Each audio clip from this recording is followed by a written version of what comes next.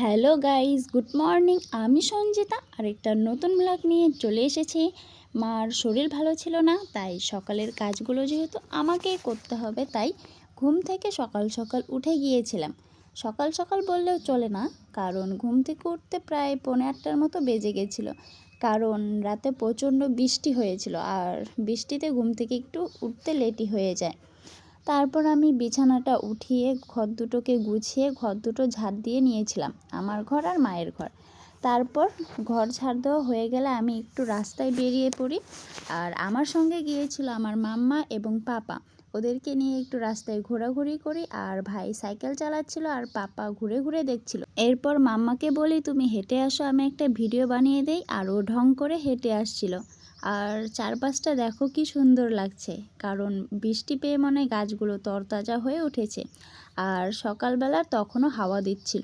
তারপর পাপা আমার কোল থেকে নেমে যায় হাঁটার জন্য, আর আমি ওকে ধরে ধরে হাঁটাচ্ছিলাম। আর ওইদিকে ভাই সাইকেল নিয়েছিল, আর ওই ডাকছিল ভাইকে ওকে কোলে নেওয়ার জন্য।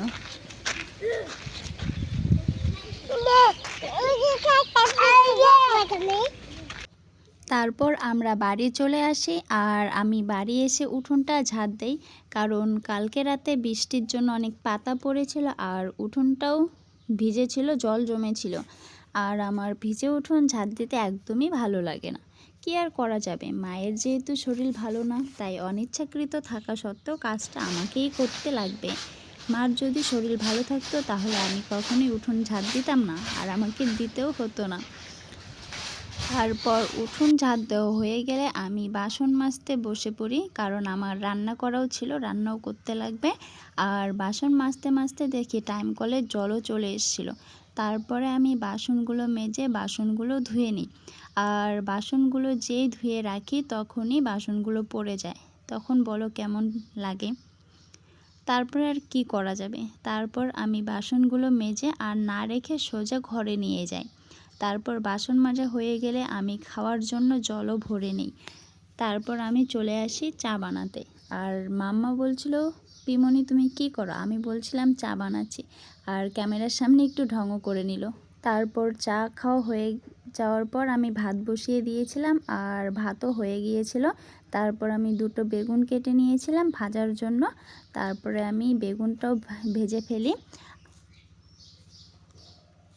কারণ আজকে চড়ক পূজা ছিল, নিরামিষ খেতে হয়। আর ওইদিকে মা সবজি কেটে দিচ্ছিল, তারপর আমি সবজিটাও বসিয়ে দিই। আর তারপর বাইরে গিয়ে দেখি যে প্রচণ্ড রোদ উঠে গেছে, সকালে যে বৃষ্টি হয়েছিল মনেই হচ্ছিল না।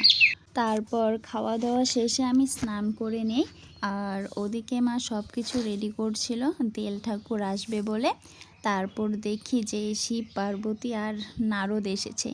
তারপর মা তাদেরকে পা ধুয়ে দিল, প্রণাম করলো, তারপর আরও কি করতে লাগে সেগুলোই করলো।